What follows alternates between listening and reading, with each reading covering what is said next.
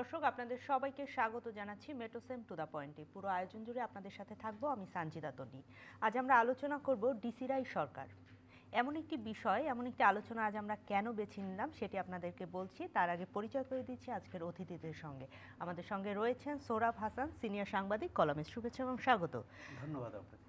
আমাদের সঙ্গে আছেন আজাদ মজুমদার, প্রধান উপদেষ্টার উপপ্রেস সচিব। শুভেচ্ছা এবং স্বাগত জানাচ্ছি। ধন্যবাদ আপনাকে। জি, আমরা বলছিলাম ডিসিরাই সরকার। প্রধান উপদেষ্টার কার্যালয়ে 3 দিনের জেলা প্রশাসক সম্মেলনের প্রথম দিনে গতকাল মাননীয় প্রধান উপদেষ্টার সঙ্গে মুক্ত আলোচনা করেছেন ডিসিরা, এবং সেই আলোচনায় কি আসলো, কেন আমরা বলছি ডিসিরাই সরকার, একটু আমাদেরকে জানাবেন?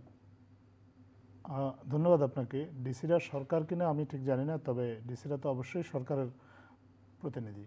সরকারের প্রতিনিধি হয়েই সরকারের নীতি বাস্তবায়নের জন্য দায়িত্বপ্রাপ্ত বিভিন্ন জেলায়। সরকার যে নীতি বা কর্মপরিকল্পনা দিবেন সেটা বাস্তবায়ন করবেন তারাই, কারণ তারাই আসলে মাঠ প্রশাসনের সর্বোচ্চ কর্মকর্তা। তো সেই দৃষ্টিকোণ থেকে আপনি যদি ডিসিদেরকে সরকার বলতে পারেন, সেটাতে আসলে আপত্তি করার কিছু নেই।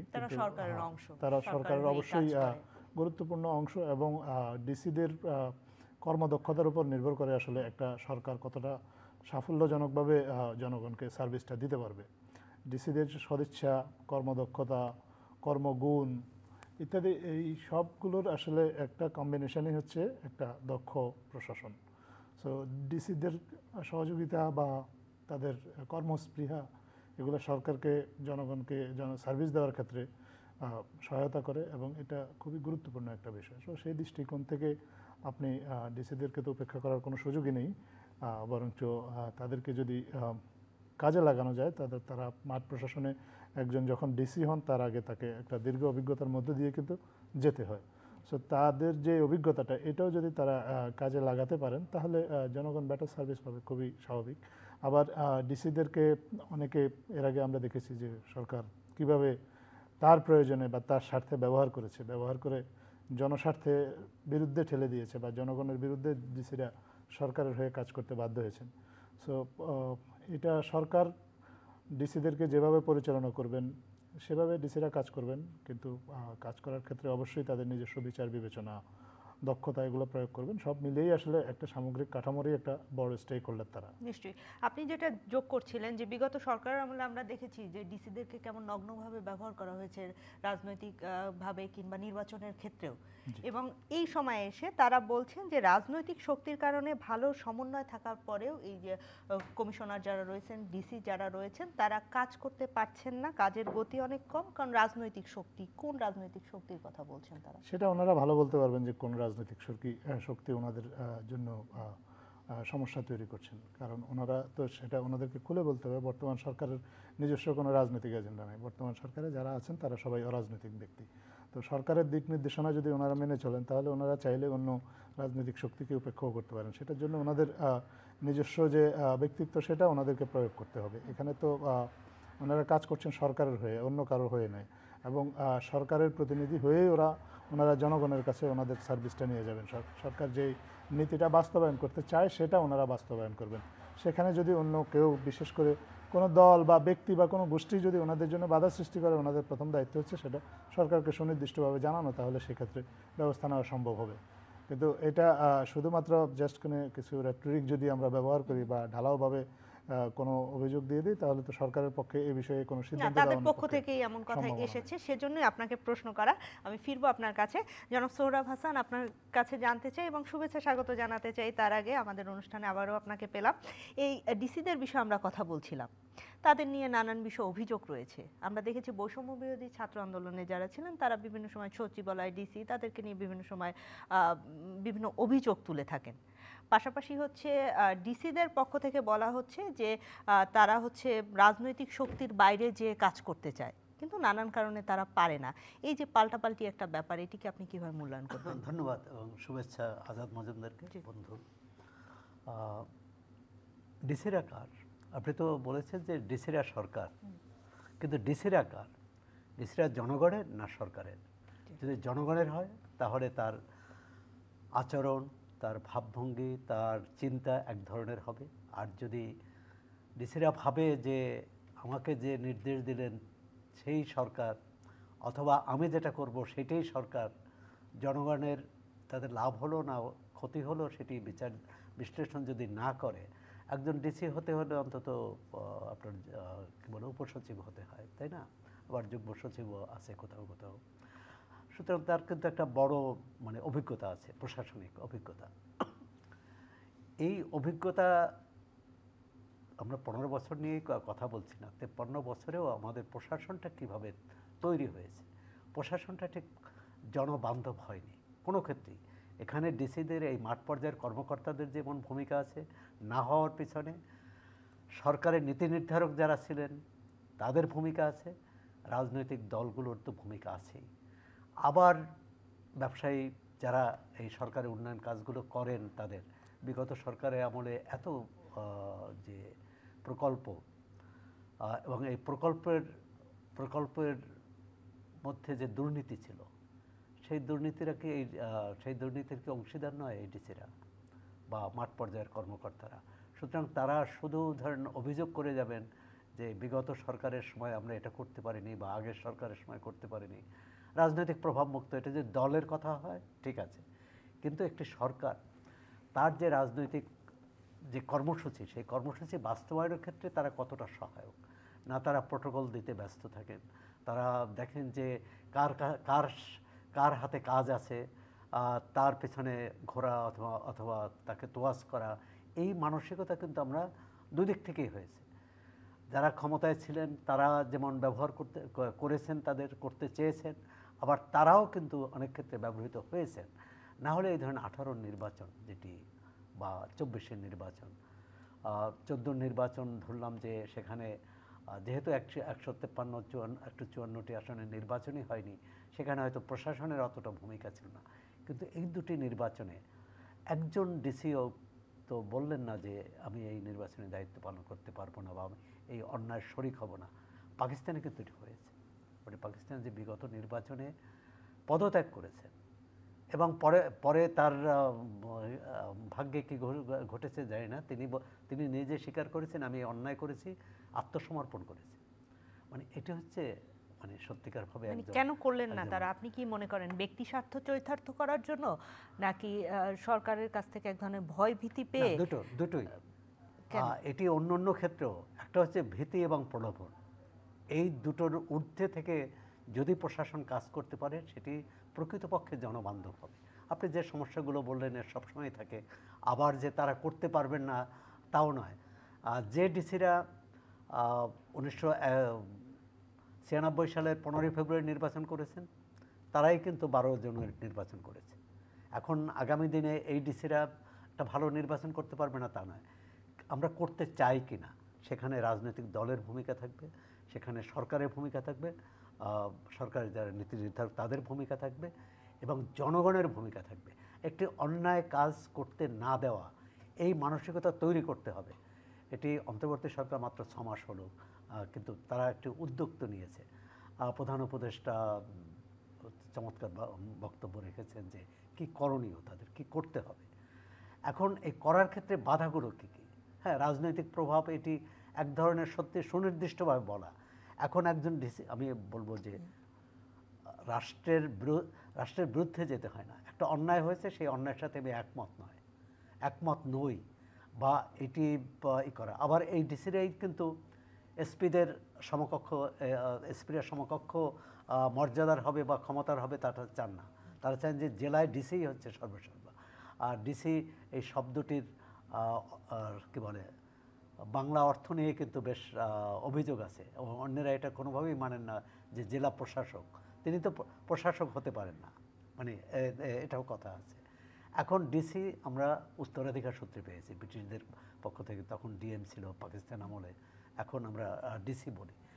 আসলে জনগণের প্রতি যদি দায়বদ্ধতা থাকে, আর জনগণের শুধু দায়বদ্ধতা রাজনৈতিক দলের না বা নীতি নির্ধারকদের না, উপদেষ্টাদের না, মন্ত্রীদের না, শুধু একজন সরকারে একজন জি, সরকার একেবারে কর্মচারী নিচের যে কিংবা কর্মচারী, কর্মকর্তা হিসেবে নিচের যে কর্মী, তারও জনপ্রশাসন দায়। মন্ত্রণালয়ের অধীনে তাদের সেই দায় দায়িত্ব রয়েছে।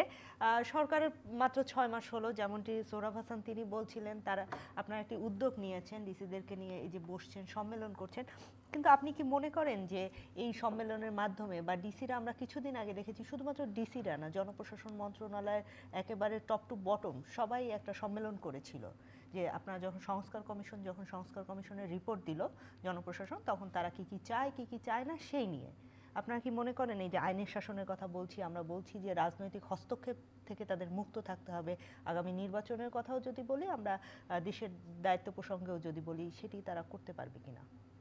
ধন্যবাদ। প্রথমত হচ্ছে যে ডিসি সম্মেলন কোনো নতুন কোনো বিষয় না, এটা প্রতি বছরই হয় এবং এটা স্বাভাবিক একটা প্রক্রিয়া।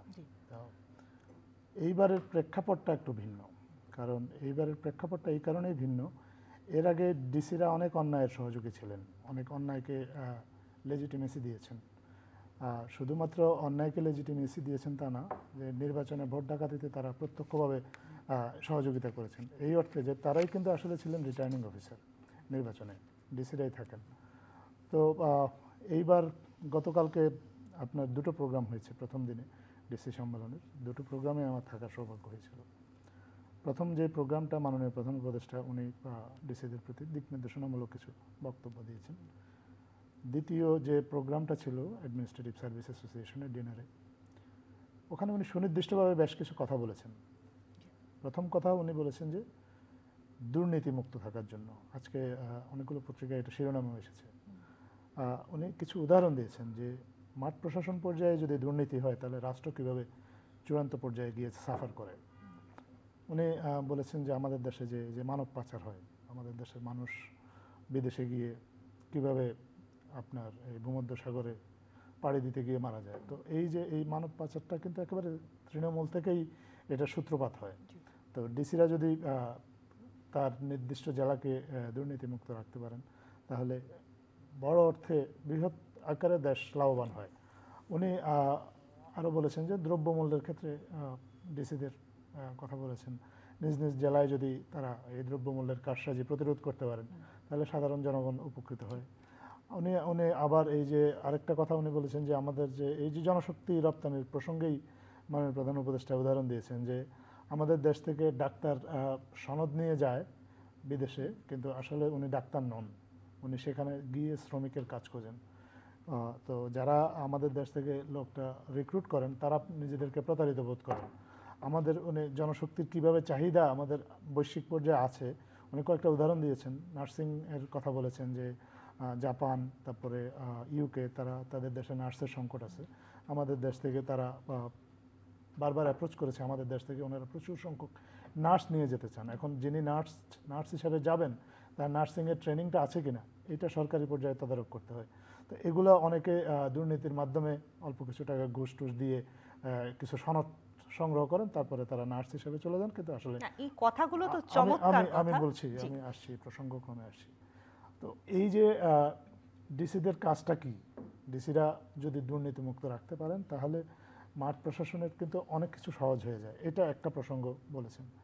আরেকটা প্রসঙ্গ উনি বলেছেন যে ডিসিদের মধ্যে এক ধরনের প্রতিযোগিতার আহ্বান জানিয়েছেন, মার্কিং করার কথা বলেছেন। ভালো কাজ, হ্যাঁ, উনি বলেছেন যে কোন জেলা 64 জন জেলা প্রশাসক আছেন, ওনারা যদি প্রতিযোগিতার মাধ্যমে ভালো কাজ করতে পারেন, ওনাদের মধ্যে যদি র্যাঙ্কিং করা যায় তাহলে ওনারা, কারণ ডিসি উনি যদিও ডিসি কিন্তু আসলে তো উনি একজন উপসচিব, ওনার কিন্তু একটা লম্বা কেরিয়ার সামনে রয়ে গেছেন। এই ডিসিরাই কিন্তু পরবর্তীতে জীবনে, যিনি 96 সালে ডিসি ছিলেন তিনি হয়তো 2008 সালে সচিব হিসাবে আরও বড় দায়িত্ব পালন করেছেন। তো ওনারা যদি ওনাদের কেরিয়ারের কথা ভেবেও যদি কর্মদক্ষতা দেখাতে পারেন তাহলে ভবিষ্যতে এটাতে দেশ যেমন উপকৃত হবে, ওনারা ব্যক্তিগতভাবে ওনাদের কেরিয়ারটাও এগিয়ে যাবে।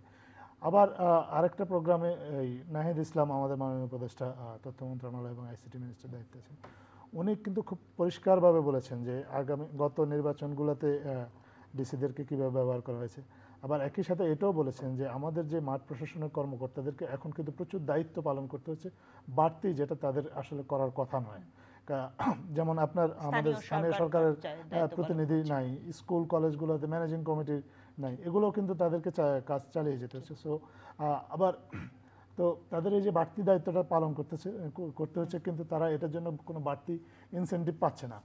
পাশাপাশি তাদেরকে এটাও মনে করে দিয়েছেন যে আপনারা যারা মানে যদিও ব্যক্তি ভিন্ন, কিন্তু সার্ভিস হিসাবে তো অ্যাডমিনিস্ট্রেটিভ সার্ভিসের লোকজনই আসলে ওই আগের অপকর্মগুলোতে জড়িত ছিলেন। উনি বলেছেন যে আপনারা যদি আগামী যে নির্বাচনটা হয় সেই নির্বাচনটা খুব সুষ্ঠুভাবে আয়োজন করতে সহযোগিতা করেন, কারণ তাদের সহযোগিতা অত্যাবশ্যক, তাহলে অতীতের কিছু পাপ স্খলন হয়তোবা সম্ভব হবে। তো এই ব্যাপারে সরকারের দিক থেকে দিক নির্দেশনামূলক বক্তব্য তো অবশ্যই ছিল। এগুলো কিন্তু খুবই চমৎকার কথা, বিশেষ করে আমাদের মাননীয় উপদেষ্টা নাহিদ ইসলাম যেটি বলেছেন সেটি ভীষণই চমৎকার কথা, যে আগামী নির্বাচনটা যদি সুষ্ঠুভাবে করা যায়। পাশাপাশি আমি আরেকটা প্রশ্ন করি সম্পূরক, এদের আমি শুধু ডিসি বলবো না, প্রশাসনেই যারা রয়েছেন এদের নিজেদের মধ্যে কিন্তু খুব ভালো সমন্বয় আছে। সেটি আমরা দেখলাম যে জনপ্রশাসন মন্ত্রণালয়ের যে সংস্কার কমিশন রিপোর্টটি দিবে তার কিছু অংশ তারা জানতে পেরেই কিন্তু নিজেরা মিটিং করেছিল। সেটা কোনো ডিসি করে নাই, সেটা উপসচিব পর্যায়ে কিছু কর্মকর্তা করেছে, কিন্তু সেটা রিপোর্ট পাওয়ার আগে ক্রিয়া প্রতিক্রিয়া অনেক কিছু হয়েছে।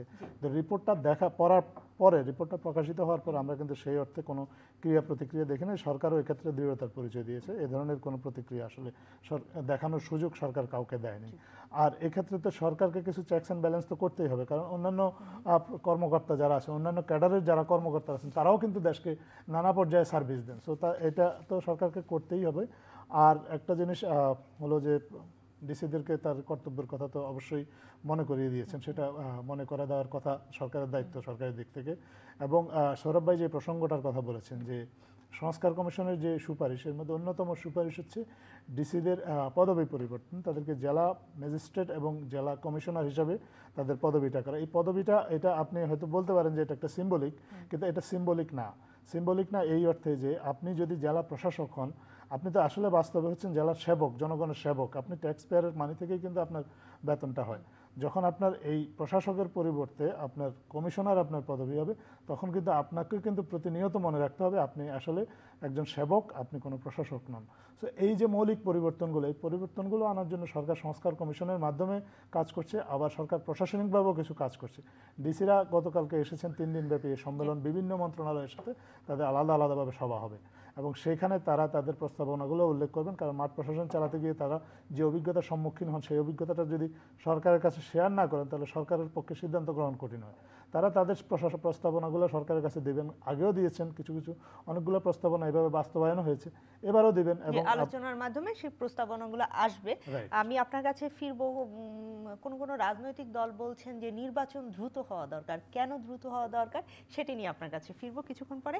জনাব সোহরাব হাসান, আপনার কাছে জানতে চাই, 5 আগস্ট সরকার পতনের দিন মিরপুরে গুলিতে নিহত একজন শ্রমিক হত্যা মামলা, সেই শ্রমিকের নাম হচ্ছে ফজলু, অজ্ঞাত 150 থেকে 200 জন আসামি এবং 155 জন আসামির নাম উল্লেখ করে একটি মামলা হয়েছে ভাসানটেক থানায়, এবং সেখানে দেশের বেশ কিছু বেসরকারি টেলিভিশন চ্যানেলের সাংবাদিকেরা এই হত্যা মামলায় তাদের নাম এসেছে 26 জনের।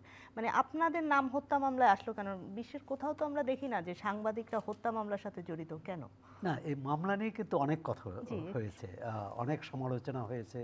সরকার একটা কমিটিও করেছিল যে মামলাগুলো যাচাই বাছাই করার জন্যে, এমনকি সাংবাদিকদের বিরুদ্ধে অভিযোগ সেটাও খতিয়ে দেখার কথা আছে। তার আগে আমি একটা মৌলিক প্রশ্ন করি যে আমরা তো নতুন বাংলাদেশ চাই, সব কিছু নতুন করে সংস্কারের কথা বলছি। যদি এটা হতো, যেহেতু আজাদ মজুমদার আছেন এখানে, তার মাধ্যমেই আমি বলতে চাই, এই যে ডিসিদের এই সম্মেলনটাকে প্রকাশ্য হতে পারতো না? যেমন আমরা এই রাজনৈতিক দলগুলোর সাথে প্রধান উপদেষ্টা যেভাবে বৈঠক করলেন, যে এটা সব মিডিয়ায় যেত, হ্যাঁ, হতে পারতো কিনা, এবং ডিসিরা কি বলতেন সেটাও মানুষ জানতো। এখন হচ্ছে কি, রুদ্ধদ্বার বৈঠকে মানে এই ধারাই কিন্তু চলে আসছে, কিন্তু আমরা এর থেকে বেরিয়ে আসতে পারি কিনা, এটা হচ্ছে এই প্রশ্নটা আমার আপনার মাধ্যমে নীতি নির্ধারকদের কাছে রাখা, যে প্রশাসন তো জনগণের জন্যে, তো শুধু জনগণের জন্য যে সিদ্ধান্ত হোক জনগণ জানবে, যে বিতর্ক হোক সেটাও জনগণ জানুক, এবং গণমাধ্যমের জন্যই মাধ্যমে। আর আপনি যে এটা বললেন এটা তো খুবই উদ্বেগের। এক হচ্ছে যে কোনো সাংবাদিক যদি স্বৈরাচারের দালালি করে থাকে, তাকে সহায়তা দিয়ে থাকে, তাকে শক্তি জুগিয়ে থাকে জনগণের বিরুদ্ধে যাওয়ার, তার নির্দিষ্ট ধারা আছে মামলা করার, সেই ধারায় মামলা করা উচিত। আর না হলে এই গয়রহ বা ঢালাও হত্যা মামলা করায় যেটা হবে, এই মামলাগুলো নাকচ হয়ে যাবে। একটা হবে মাঝখান থেকে হয়রানি হবে, এবং সাংবাদিকদের সম্পর্কে জনগণের যে ধারণা, কারণ আমরা তো সবাই এই সমাজের, কে দালালি করছে কে করেনি, বা আগের সরকারের আমলে এক দালালি করছে, ভবিষ্যৎ সরকারের আমলে আবার কারা দালালির জন্য প্রস্তুতি নিচ্ছে, আবার এখনও কারা অতীতের এই যেটি নাহিদ ইসলাম বলছেন তথ্য উপদেষ্টা, সেটি তো শুধু সরকারি কর্মকর্তা না, সাংবাদিকদের মধ্যেও আছে, যে নিজেদের পাপ স্খলন করার জন্য সম্পূর্ণ 180 ডিগ্রি যে ঘুরে যাওয়া গণমাধ্যমের এবং ব্যক্তির, মানে আমি বলছি যে সাংবাদিকতা তো সত্যের উপর টিকে থাকে।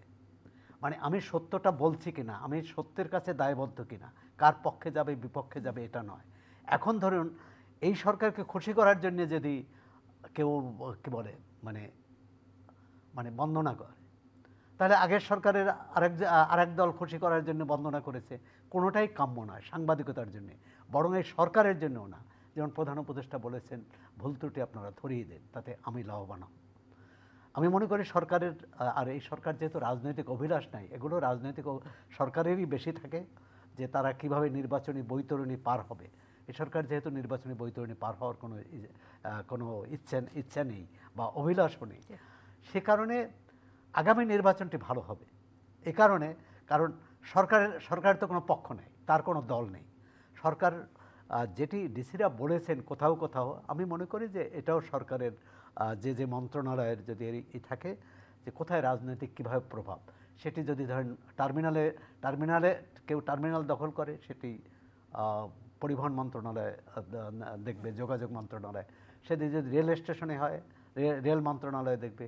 সেটি যদি আপনি কী বলে বালু দখলের ক্ষেত্রে হয়, সেক্ষেত্রে নৌ পরিবহন মন্ত্রণালয় দেখবে। মানে যার যার মন্ত্রণালয় দখলবাজ যে হচ্ছে না তা তো না, কিন্তু এক হচ্ছে মাত্রাটা, অপরাধটা কারা করেছে, কিসের জোরে করেছে। প্রশাসন সেখানে, এটাও কিন্তু প্রশাসনকেই বলতে হবে, স্থানীয় প্রশাসনকে, যে ইউনিয়নকে বলতে হবে, যে অন্তত ডিসিকে বলবে যে আমি এখানে এটা পারছি না। ডিসি বলবেন সরকারের তার উপদেষ্টাকে যে এটি পারছি না, কেন পারছি না। সেখানে যদি সরকারের উপর থেকে কেউ প্রতিকার না করে তখন বলা যাবে, কিন্তু উপর থেকে আমরা চাই যে এরকম একটা নেটওয়ার্কটা শক্তিশালী হোক। এমনকি বর্তমান সরকারের পক্ষ থেকেও কিন্তু সেটি বলা হচ্ছে। না, সেটি বলা হচ্ছে, কিন্তু মাঠ পর্যায়ে সরকারের পক্ষ থেকে বলা এবং মাঠ পর্যায়ে বাস্তবায়ন, এর মধ্যে পার্থক্য আছে। আর দীর্ঘদিনের অভ্যাস, দীর্ঘদিনের কর্মসংস্কৃতি, আর আমাদের মধ্যে প্রশাসন, ব্যবসায়ী মহল, এমনকি গণমাধ্যম, এর মধ্যে একটা নেক্সাস তৈরি হয়, একটা আঁতাত তৈরি হয়, যে কেউ কারোর মানে সবাই সবার সঙ্গে থাকবে, এবং কেউ কারো অপরাধ বা কেউ কারো ভুল ত্রুটি ধরিয়ে দেবে না। গণমাধ্যম যদি এই কাজটি না করে, প্রশাসন যদি ওই রাজনৈতিক প্রভাবে নতি স্বীকার না করে, এবং তাহলে কিন্তু সরকার যা করতে চায় সেটা বাস্তবায়ন হবে। এবং আগের সরকারের থেকে এই সরকারের যে পার্থক্য, সেটা কিন্তু বুঝতে হবে। যেমন পাচার হয়তো ডিসির কাছে সরাসরি সব পৌঁছে না, কিন্তু স্থানীয়ভাবে বা ওই মন্ত্রণালয়ের যেসব কর্মকর্তা থাকে, যেমন এই প্রবাসী মন্ত্রণালয়ের যেসব শাখা, যেসব অফিস আছে, সেসব দপ্তর, অন্তত রিক্রুটিং এজেন্সিগুলোর তদারকি করা।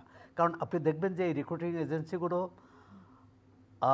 অধিকাংশের বিরুদ্ধে মামলা আছে, এবং অনেকগুলো লাইসেন্স বাতিল করা হয়েছে। তারা নতুন করে লাইসেন্স করে। এই নতুন করে লাইসেন্সটা কীভাবে করে? নিশ্চয়ই কাউকে না কাউকে ঘুষ দিয়ে করে, কাউকে না কাউকে প্রভাব সৃষ্টি করে। তবে এখন আমরা মনে করি যে এটা এক ধরনের সুযোগও।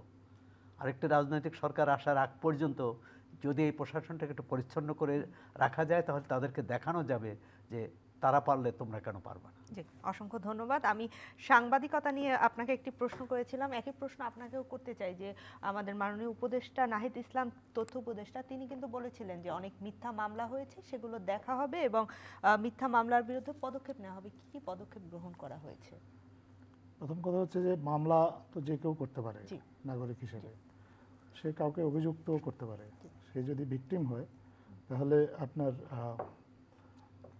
সে যাকে অভিযুক্ত মনে করবে সে তাকে অভিযোগের কাঠ গড়ায় দাঁড় করাতে পারে। তবে একটু আমি যোগ করি, আমি যে আপনার মামলাটির উত্তর কথা শেষ করার আগে প্রশ্ন যদি যোগ করেন যে তাহলে আমি তো একটু মুশকিল। যোগ করে দেই এর সঙ্গে, যে আমি যে মামলাটির কথা কিছুক্ষণ আগেই বললাম, এই মামলায় যিনি বাদী ছিলেন তিনি চেনেন না যে বিবাদীদের যেসব সাংবাদিক 26 জনের নাম দেওয়া হয়েছে, তিনি বলেছেন আমি এদেরকে কাউকেই চিনি না। তাহলে পুলিশ এই বাদীকে জিজ্ঞাসাবাদ করবে উনি না চিনে কেন বা ওখানে নাম দিয়েছেন, অভিযুক্তদের নাম দিয়েছেন, অথবা না 5ই ওনাকে আগস্টের পরে একটা বিশেষ পরিস্থিতি ছিল, ঢালাওভাবে অনেক ধরনের মামলা হয়েছে, সেই মামলাগুলো পর্যালোচনা করার একটা কথা হয়েছিল, কিন্তু কোনো ব্যবস্থা নেওয়া হয়েছে কিনা সেটি মামলা তো তদন্ত করার আগ পর্যন্ত, মামলা যখন রেকর্ড হয়ে যায়, মামলা তদন্ত করার আগে তো মামলা বাতিল করার কোনো সুযোগ নেই। মামলা তদন্ত হবে, তদন্তকালীন সময়ে যদি দেখা যায় যে বাদীকে কেউ প্ররোচিত করেছেন বা বাদীকে কেউ উস্কানি দিয়েছেন কাউকে বিনা দোষে অভিযুক্ত করার জন্য, তাহলে সেটাও তদন্ত পর্যায়ে দেখা হবে। আর কেউ যদি তদন্তে নির্দোষ হয় তাহলে তো তার বিরুদ্ধে চার্জ ড্রপ করার সুযোগ সবসময় থাকছে।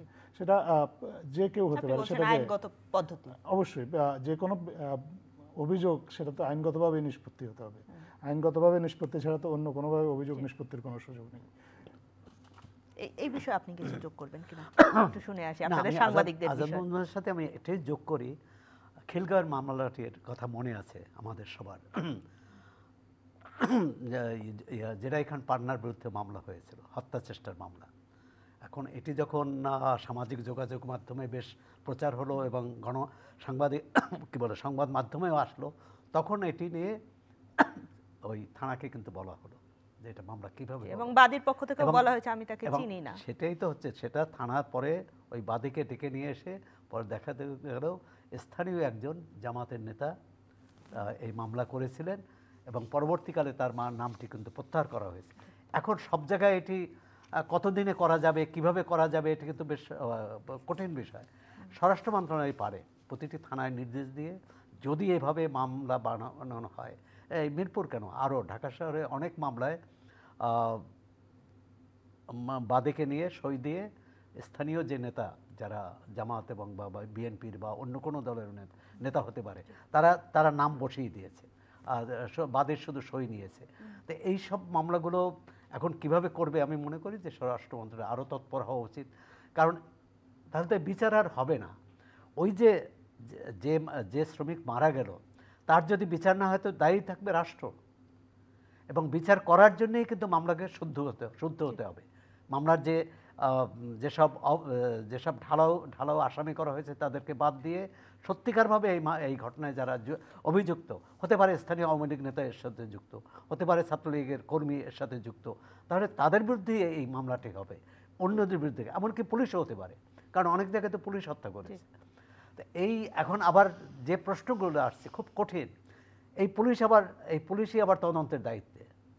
এখন পুলিশ তার সহকর্মীকে বাঁচানোর জন্যও তো কারো বিরুদ্ধে মামলা দিয়েছে অনেক জায়গায়। মানে পুরো বিষয়টা কিভাবে, একটা হচ্ছে যে আমরা বলতাম যে কোনো বিচার বিভাগীয় তদন্তই হচ্ছে এক্ষেত্রে এক ধরনের প্রতিকার। জি, অসংখ্য ধন্যবাদ। আপনার কাছে জানতে চাই, ভিন্ন একটি প্রসঙ্গে কথা বলছিলাম, এই যে আমাদের ছাত্ররা নতুন রাজনৈতিক দল বলছে, আমাদের ছাত্ররা বলছি কারণ বৈষম্য বিরোধী ছাত্র আন্দোলন এবং জাতীয় নাগরিক কমিটির যারা রয়েছেন তারা, এবং সেখানে আমাদের মাননীয় উপদেষ্টা নাহিদ ইসলাম, তিনি আমরা ইতিমধ্যেই জানতে পেরেছি যে এই নতুন রাজনৈতিক দলে যুক্ত হবেন। আপনাদের উপদেষ্টা পরিষদে কি কোনো ধরনের পরিবর্তন আসছে কিনা? এটা তো স্পেকুলেশনের ব্যাপার, আমি কোনো স্পেকুলেশন নিয়ে এখানে কথা বলবো না।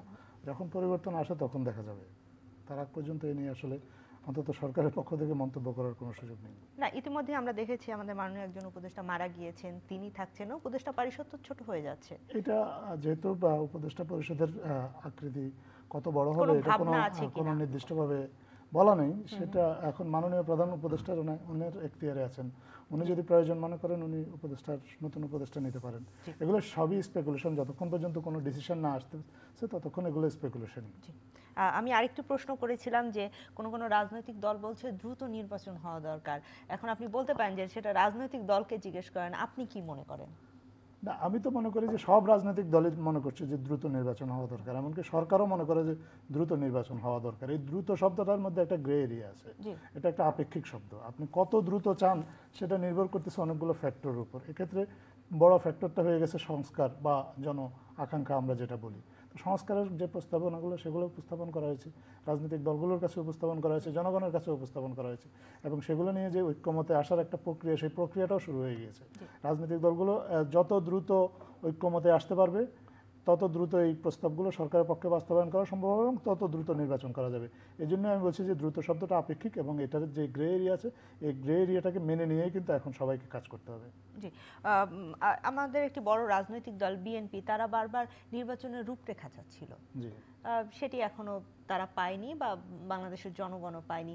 এই রূপরেখাটা কি হতে পারে এবং এটি কি ঐক্যমতের পরে আসবে কিনা? রূপরেখা কিন্তু দেওয়া হয়েছে এবং তারাও সেটা জানে। রূপরেখা কিন্তু মাননীয় প্রধান উপদেষ্টা ওনার জাতির উদ্দেশ্যে ভাষণ দিয়েই কিন্তু রূপরেখাটা উনি পরিষ্কারভাবে বলেছেন, এবং এটা রিপিটেডলি সরকারের পক্ষ থেকে বলা হয়েছে, রাজনৈতিক দলগুলোর কাছে বলা হয়েছে এবং বিএনপিকেও বলা হয়েছে। বিএনপি ছাড়া অন্যান্য যে রাজনৈতিক দলগুলো আছে তাদেরকেও বলা হয়েছে, এবং সবাই মোটামুটি এই রূপরেখার ব্যাপারে কিন্তু একমত। কেউ কিন্তু এখন এই রূপরেখা নিয়ে আপত্তি তোলেনি। এখন তারপরে তারা একেবারে সুনির্দিষ্ট দিনক্ষণ চাইছে। সুনির্দিষ্ট দিনক্ষণ বলার নিশ্চয়ই সময় যখন আসবে তখন মাননীয় প্রধান উপদেষ্টা সেটা ইন ডিউ কোর্স সবার সামনেই যা উপস্থাপন করবেন।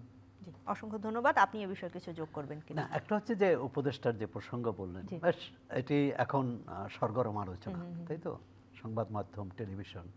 একটা হচ্ছে যে, এবং নাহিদ ইসলাম নিজেও বলেছেন, যদি আমি রাজনৈতিক দলে যোগ দেই তাহলে আমি সরকারে থাকবো না, এবং অন্য উপদেষ্টার ক্ষেত্রেও কিন্তু একই কারণ এই সরকার রাজনৈতিক সরকার নয়।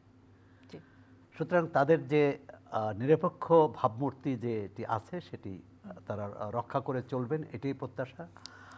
একটি প্রশ্ন আসবে, ধরেন একজন উপদেষ্টা যদি দলের দায়িত্ব নেন, তিনি থাকলেন না, কিন্তু অন্য দুজন উপদেষ্টা, তাদের ভূমিকাটা কি হবে? তারা সরকারে থাকলেন, এখন সরকারের থেকে ওই রাজনৈতিক দলের, যে রাজনৈতিক দলটি গঠিত হতে যাচ্ছে, তার সঙ্গে তাদের আত্মিক সম্পর্কটা কেমন হবে?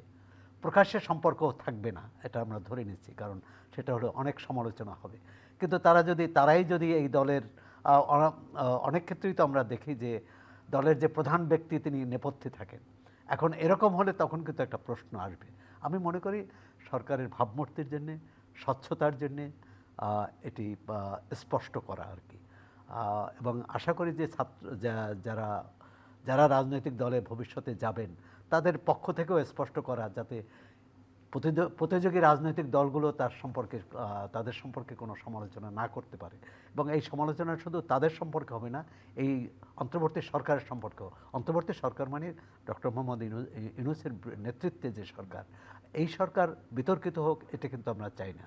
কারণ এই সরকার যদি বিতর্ক এড়িয়ে এই নির্বাচনের প্রস্তুতি নিতে পারে, এটা আমি বলবো যে এই ঐক্যমত্য কমিশন, এটা নিয়ে অনেকেরই ধোঁয়াশা ছিল, অনেকেরই আমরাও কিভাবে হবে, কিন্তু যেভাবে এটি যাত্রাটা শুরু হয়েছে, আমি মনে করি সবাই কিন্তু এটি মেনে নেয়নি, মোটামুটি সন্তুষ্ট হয়েছে। তো এই ধারা এগিয়ে গেলে 6 মাসের মেয়াদ ধরা হয়েছে, আমি মনে করি এটা 3-4 মাসের মধ্যেই এই ঐকমত্য কমিশনের কাজ শেষ করে এরপর নির্বাচনের সঠিক মানে কি বলে দিন তারিখ ঘোষণা করা যাবে, এবং তখন এই যত সংশয় সন্দেহ এটা কেটে যাবে। জি, আরেকটি বিষয় প্রশ্ন করি। একাধিক জাতীয় দৈনিকের সামনে কিছু মানুষ জড়ো হয় এবং তারা এক ধরনের উত্তেজনা তৈরি করে। আমি যদি নাম ধরেই বলি, ডেইলি স্টার কিংবা প্রথম আলোর সামনে, এবং এই ধরনের ব্যাপার, এক ধরনের হামলার শঙ্কা, এটি গণমাধ্যমের জন্য এক ধরনের চাপ কিনা? না, চাপ তো বটেই। আগের সরকারের সময় এক ধরনের চাপ ছিল সরকারের পক্ষ থেকে।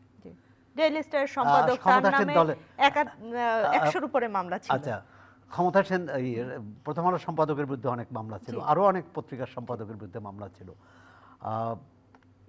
তখনকার চাপটা ছিল সরকার এবং ক্ষমতাসীন দল। এখন তো ক্ষমতাসীন দল বলে কেউ নেই, সরকারের পক্ষ থেকে চাপ নেই, বরং আমরা বলবো যে এই চাপের কারণে, বা এই যে প্রথম আলো অফিসের যে কি বলে এক ধরনের মব তৈরি করার যাতে না করতে পারে, সে কারণে সরকার কিন্তু আমাদের যথেষ্ট নিরাপত্তা দিয়েছে। এখনও পুলিশ প্রহরে, কিন্তু এই পুলিশ প্রহরের পত্রিকা অফিস বা টেলিভিশন অফিস কেন থাকবে, এই প্রশ্নটা আছে। যারা এটা করছেন তারা দেশেও নেই, তাদের কেউ মানে আমি মনে করি এটা কিন্তু এই মানে সরকারের জন্যে, রাজনীতির জন্যে, রাষ্ট্রের জন্য এবং সমাজের জন্যও এটি খুবই একটা অস্বস্তিকর বিষয়। অস্বস্তিকর না, একটা উদ্বেগজনক বিষয়। কারণ আপনার কিছুদিন মনে হলো যে অমুক পত্রিকা ধরে যে অমুক পত্রিকায় হামলা করো, অমুক পত্রিকা পুড়িয়ে দাও, অমুক অফিস জ্বালিয়ে দাও, মানে এ ধরনের ঘটনা তো কোনো সভ্য দুনিয়ায় চলতে পারে না। তারপরও আমরা চাইব যে এই ধরনের পরিস্থিতি যাতে না ঘটে, এবং সরকার আশা করি সজাগ আছে এবং তারা প্রয়োজনীয় এটি শেষ ব্যবস্থা প্রশ্ন, নিচ্ছে। তারপরে আমি আজাদ মজুমদার আপনার কাছে ফিরবো। সাংবাদিকতা মানেই তো ক্ষমতাকে প্রশ্ন করা কিংবা প্রতিষ্ঠানকে একটা জবাবদিহিতার আওতায় নিয়ে আসা। সেখানে আপনারা প্রশ্ন করার সাহস রাখেন কিনা এই মুহূর্তে, সম্পূর্ণ সাহস রাখেন কিনা? সরকার যেখানে বলেছে যে গণমাধ্যম একেবারে নিরপেক্ষ। সাংবাদিকতার শুধু ক্ষমতাকে প্রশ্ন করা না, তার আগে বোধহয় নিজেকে প্রশ্ন করা উচিত। আমি যে প্রশ্নটা করব সেই প্রশ্ন করার নৈতিক অধিকার আমার আছে কিনা। সুতরাং আমি আশা করি যে আমি রাষ্ট্রের জবাবদিহি চাইব, স্বচ্ছতা চাইব, আর আমি নিজে স্বচ্ছ থাকবো না, জবাবদিহি করব না, সেটি কিন্তু সাংবাদিকতা নয়। জি, অসংখ্য ধন্যবাদ। আপনার কাছে ফিরতে চাই, এই যে গণমাধ্যম নিয়ে অনেক ধরনের কথা হচ্ছে, এ ব্যাপারে আপনার কোনো মন্তব্য আছে কিনা? প্রথম কথা হলো, গণমাধ্যমের উপর কোনো ধরনের অনভিপ্রেত চাপ তৈরি হোক এটা সরকার চায় না। সৌরভ ভাই নিজেই বলেছেন যে ওনাদের উপর যে চাপ বাইরে থেকে করা হচ্ছিল, সৃষ্টি করা হচ্ছিল, সরকার কিন্তু ওনাদেরকে যথেষ্ট নিরাপত্তা দিয়েছে এবং নিরাপত্তা দিয়ে যাবে। আর কেউ যদি কোনো গণমাধ্যমে কিন্তু আসলে সমালোচনার ঊর্ধ্বে নয়, গণমাধ্যমের কাজ নিয়েও সমালোচনা করা যায়, কিন্তু আমাদের সরকারের দিক থেকে আহ্বান থাকবে সেটা যেন যৌক্তিক প্ল্যাটফর্মে সেই সমালোচনাটা হোক। গণমাধ্যম যদি কোনো ভুল সংবাদ পরিবেশন করে বা গণমাধ্যম যদি ইচ্ছাকৃতভাবে কোনো বিকৃতি করে, তাহলে সেটা নিয়ে সমালোচনা হতেই পারে, কিন্তু সেইটা হবে ইন্টেলেকচুয়াল প্ল্যাটফর্মে, রাস্তায় দাঁড়িয়ে গণমাধ্যমের জন্য হুমকি সৃষ্টি করে না। যদি সংবাদ মাধ্যমের উপর যদি ফিজিক্যাল কোনো হুমকি আসে, অবশ্যই সরকার সেটা দেখবে এবং সরকার সবার নিরাপত্তা দানে বদ্ধপরিকর। আর সরকার একই সাথে সরকারের দিক থেকে গণমাধ্যমের প্রতি আহ্বান, তারা স্বচ্ছতা বজায় রাখবেন। সৌরভ ভাই একটু আগে যে কথাটা বলেছেন, নিজেকে প্রশ্ন করবেন। এই সরকারকে তো প্রশ্ন সবাই করতে পারছেন, সবাই। আপনি যদি আমাদের প্রধান অবশ্যই আরও প্রশ্ন আপনার চাইলে আপনি করতে পারেন, আমাকে যতক্ষণ সময় আমার কাছে চাইবেন আমি আপনাকে সেই সময় দেবো। আমাদের প্রধান উপদেষ্টার সংবাদ কার্যালয়ের আপনি যদি সংবাদ সম্মেলনগুলো খেয়াল করেন, আপনি দেখবেন যে আমাদেরকে কিন্তু অনেক প্রশ্ন করা হচ্ছে, যেগুলো সব প্রশ্নের উত্তর আমরা সবসময় হয়তো দিতেও পারি না। সাংবাদিকদের কাছ থেকে বিনয়ের সাথে সময় চেয়ে নেই যাতে পরবর্তী দিতে পারি। এটা আপনি যদি মানে অতীতের সাথে মেলান, এটা আকাশ পাতাল তফাৎ। অতীতে শুধু স্তুতি হতো, শুধু প্রশংসা বাক্য করতে করতেই আসলে আর সেটা প্রশ্ন থাকতো না। অনেক সময় সবাই স্টেটমেন্ট নিয়ে হাজির হতেন, তারা কত ভালো, সরকার কত ভালো এবং সাংবাদিকরা কত ভালো, এটা আসলে পরস্পরের পিঠ চুটকানির মতো একটা অবস্থা ছিল তখন। তো এখন কিন্তু সেরকম নাই। এখন সরকারকে যথেষ্ট প্রশ্নের সম্মুখীন হতে হচ্ছে, জবাব দিতে হচ্ছে এবং সরকার সেই জবাবটা দিচ্ছে এবং আমরা আশা করব এই ট্রেন্ডটা কন্টিনিউ করবে। সরকারকে সংবাদ মাধ্যম প্রশ্ন করবে, সরকারকে জনগণ প্রশ্ন করবে, সরকার সেই প্রশ্ন দেবে, প্রশ্নের উত্তর দেবে এবং শুধু সেই প্রশ্ন না, এই প্রশ্নের প্রেক্ষিতে যদি কোনো সমস্যার সমাধান করার প্রয়োজন মনে করে, তাহলে সরকার সেই সমস্যার সমাধানও করবে। এরকম একটা কালচার বাংলাদেশের তৈরি হোক, যাতে গণমাধ্যম স্বাধীনভাবে সরকারকে জনগণের প্রশ্নটা করতে পারে এবং সরকারের কাছ থেকে এক ধরনের অ্যাকাউন্টেবিলিটি এনশিওর করতে পারে। সেই কাজটা গণমাধ্যম করে যাবে, এটা আমাদের সবসময়ের জন্য প্রত্যাশা। আমাদেরও সেটি প্রত্যাশা। আরেকটি বিষয় জানতে চাই, আমরা অনেক জায়গায় দেখছি মবক্রেসি হচ্ছে, আবার অনেক জায়গায় দেখছি আন্দোলন। অনেক জায়গায় বলবো না, প্রতিদিনই শাহবাগে কোনো না কোনো আন্দোলন হচ্ছে। সেটা যৌক্তিক কিনা অযৌক্তিক কিনা সেই বিচারে যাব না। পাশাপাশি হচ্ছে আমরা দেখছি বইমেলায় অনেক সময় মবক্রেসি হচ্ছে, বিভিন্ন জায়গায় একদল মব যাচ্ছে, এটা ভাঙচুর করতে হবে। এই বিষয়গুলোকে আপনারা কিভাবে দেখেন? এর উত্থান মানে এত বেড়ে গেল কেন? প্রথম কথা হলো, আপনার কথার মধ্যে কিন্তু একটা উত্তর আছে। আপনি বলেছেন অনেক জায়গায় দেখছি মবক্রেসি, আর অনেক জায়গায় দেখছি আন্দোলন। দুটো আলাদা পার্সপেক্টিভটাই আমি জানতে চাই। আমরা অনেক সময় কোনটা প্রটেস্ট আর কোনটা মবক্রেসি সেটাকে গুলিয়ে ফেলি। আমি যাকে পছন্দ করি না তার প্রটেস্টটাকেও আমার মনে হয় যে সে বোধহয় মব ক্রিয়েট করছে। আবার যাকে পছন্দ করি সে যদি আপনার ভাঙচুরও করে, মনে হয় যে বোধহয় যৌক্তিক, এরকম। এটা অনেকটাই পারসেপশনের বিষয়। তবে বর্তমান অন্তর্বর্তীকালীন সরকারের পক্ষ থেকে এইটুকু বলতে পারি যে সরকার কোনো ধরনের মব কালচার পছন্দ করে না এবং কোনো ধরনের মব কালচারকে প্রশ্রয়ও দেয় না, এবং যে কোনো ক্ষেত্রে কোনো যদি কারো যদি কেউ নিরাপত্তাহীনতায় ভোগে, সরকার অবশ্যই তার প্রতিকার করতে এবং তাকে আইনি এবং সহায়তা এবং নিরাপত্তা দিতে। আপনারা আপনাদের দ্বিতীয় অধ্যায় শুরু করেছেন, মাননীয় প্রধান উপদেষ্টা তিনি বলেছেন সেখানে হচ্ছে আইন শৃঙ্খলা রক্ষার ক্ষেত্রে এই মব ইনজাস্টিস যেটা আমরা বলি এটি থামানোর জন্য কোনো পদক্ষেপ আছে কিনা? এটা তো আসলে দ্বিতীয় তৃতীয় আর প্রথম অধ্যায়ের কোনো বিষয় না, এটা কোনো অধ্যায়ই এটা সমর্থনযোগ্য নয়, এটা সব অধ্যায়েই আসলে এটাকে থামাতে হবে। সো সরকার যতদিন কাজ করবে ততদিনই এটার বিরুদ্ধে কাজ করবে এবং এটাকে প্রতিরোধ করার চেষ্টা করবে। জি, আমরা যেরকম দেশ চাই, যেরকম বাংলাদেশ চাই, সেখানে ডিসিদের ভূমিকা আমরা জানি, জনপ্রশাসনের ভূমিকা জানি। একেবারে অনুষ্ঠানের শেষ পর্যায়ে সেই জন্য ডিসিদের প্রসঙ্গে আবার ফিরে এলাম। তাদের আসলে কি করণীয় আপনি কি মনে করেন? তারা জনগণের জন্য সরকার যে সার্ভিসটা দিতে চায় সেই সার্ভিসটাকে এনশিওর করবেন এবং নিরপেক্ষ থেকে দুর্নীতিমুক্ত থেকে তাদের প্রশাসনিক দক্ষতা প্রয়োগ করে এই সার্ভিসটা এনশিওর করবেন। জি, আমরাও সেটি চাই। আপনার কাছে জানতে চাই, এই যে ডিসিদের যে সম্মেলন হলো বা ডিসিদের কার্যক্রম বা জনপ্রশাসনের কার্যক্রম নিয়ে কি বলবেন আপনি? না, জনপ্রশাসন সরকার যে পরিবর্তনটা চাচ্ছে সেই পরিবর্তনের সঙ্গে এখনো খাপ খাওয়াতে পারেনি, একেবারে তৃণমূল থেকে সচিবালয় পর্যন্ত। সুতরাং তাদের সেটি চেষ্টা করতে হবে। হয়তো 6 মাস এটা যথেষ্ট সময়ও নয়, এবং ভবিষ্যতে আবার তারা সরকার পরিবর্তনের সঙ্গে সঙ্গে তাদের মন মানসিকতা বদলে না যায়, অর্থাৎ তারা জনবান্ধব হবে, সরকার বান্ধব নয়। জি, অসংখ্য ধন্যবাদ। আমরাও সেটি চাই, তারা জনবান্ধব হবে, সরকার বান্ধব নয়। কিন্তু তারপর আমরা দেখি কখনো কখনো রাজনৈতিক চাপে কিংবা রাজনৈতিক প্রভাবে তারা বিভিন্ন রাজনৈতিক দলের হয়ে কাজ করে, সেটি কিন্তু জনগণের প্রত্যাশা নয়, কাম্য নয়। আমরা চাই একটি সুন্দর বাংলাদেশ। আপনারা সবাই ভালো থাকবেন, আপনাদের সবার জন্য অনেক অনেক শুভকামনা।